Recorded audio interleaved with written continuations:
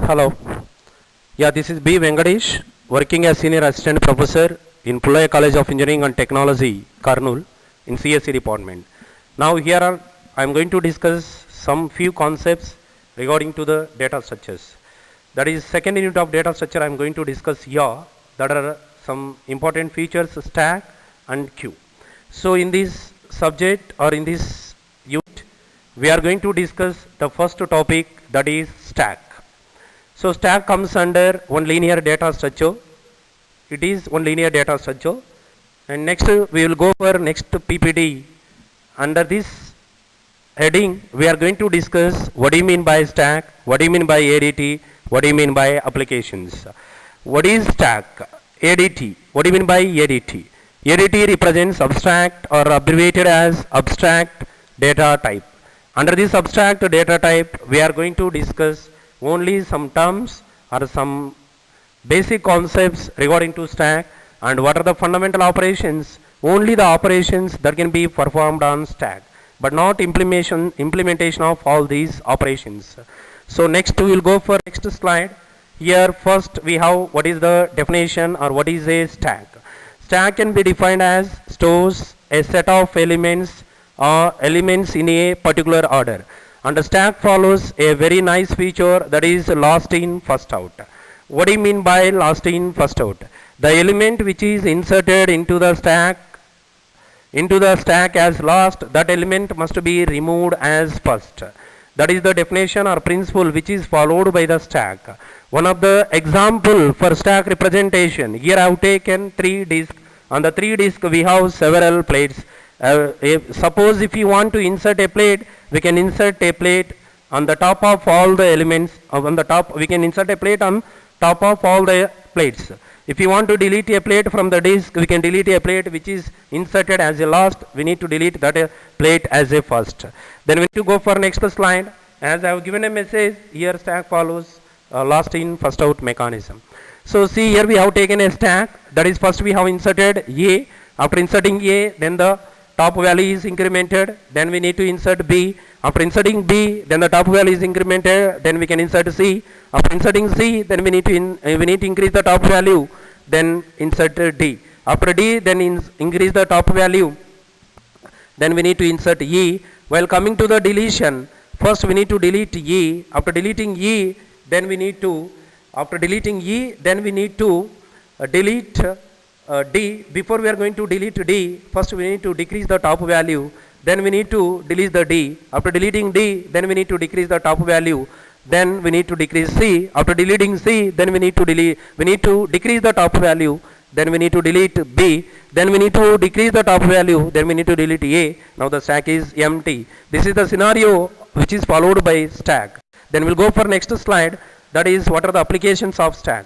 In what areas in our real life we can use in stack. So totally the stack applications can be categorized into 2 types. One is real-time applications and another one is computer-oriented applications. Regarding to the real-time oriented applications, the stack can be used in different areas. Some of the areas are pile of books. We are placing the books in a rack, one on the another. While removing a books from the rack, we can remove a book which is placed as a last, then we can remove that book. Then plate trays. Suppose you can take any plate trays, a plate which is inserted as a last, that plate can be removed as a first while performing the removing operation. Similarly, some other applications related to computer science, that are program execution stack, where suppose if you want, you can take recursive function, factorial of a recursive, at the time the result will be stored temporarily in a separate block of memory, that is stack. Then go for next one, evaluating of expressions. Suppose in our hand we have some 2 plus 3 into 5.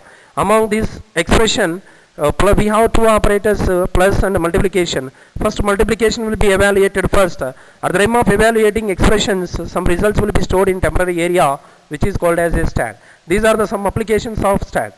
Next we will go for next slide, that is stack ADT. What do you mean by stack ADT? Already have given, we are going to discuss some fundamental concepts and only the specifying of operations, not in the implementations of that operations. Here we have taken some terminologies: stack, item, max, stack size and positive integer. Stack create max stack size pointing to number of elements into the stack. And next we can go for when we are deciding that stack is full. See here, stack max stack size is equal to number of elements. That is, the number of elements in the stack is equal to maximum size. Then we can say that the stack is true. Otherwise, we will go for else, that represents the stack is false. Then we need to go for perform two fundamental operations on the stack. One is push operation and another one is pop operation. When we can perform the push operation is, if the stack is full, we can't perform the push operation. If the stack is empty, then only we can perform the push operation. But while performing push operation, first we need to increase the top value, then we need to store that element into that top position. Next we'll go for next slide, that is boolean is empty. When we can say the stack is empty, here you have to remember, before we are performing push operation, we need to check that stack is full or not. Before we are performing pop operation, we need to check that the stack is empty or not. If the stack is empty, it return true. If the stack is non-empty, it return false. If the stack is empty, then it return true, come out. If the stack is non-empty, then we need to delete an element from the stack. Always we can delete a top element from the stack. Then we need to go for some array. Totally the stack is implemented in two ways. One is arrays and another one is linked list. To implement the stack by using arrays, we can go for allocation array of some size predefined. Maximum n represent number of elements, and bottom stack element stored at element 0. That is, first element in the stack must be stored at the 0th position. Last index in the array is the top. Increment while performing push operation, increment the top. While performing pop operation, decrement the pop. So this is the scenario. Then we will go for next slide. That is some algorithms regarding to, already we know, here we have taken one structure with some number of elements, that is key, and we have taken one structure variable, that is element. Then here we have taken one array, that is stack array. Top equal to -1, stack is empty. Top is less than 0, that is -1 is less than 0, stack is empty. Top is greater than or equal to max underscore stack size -1. We can say, by satisfying this condition, we can say that the stack is full. And we'll go for next, how we can perform the push operation. As already have given, to perform the push operation, first we need to check that stack is full or not. If the stack is full, we can't perform push operation. If the stack is empty, we can perform the push operation. While performing push operation, first we need to increase the top value, then we need to store item or element in that top position. Repeat the story until the stack will be full. If the top is greater than or equal to max stack size -1, we can say the stack is full. If the stack is full, then algorithm will come out from the algorithm. Then we need to go for pop operation. To perform the pop operation, we need to check that if the stack is empty or not. If the stack is empty, we can't perform any operation, simply it returns some error message.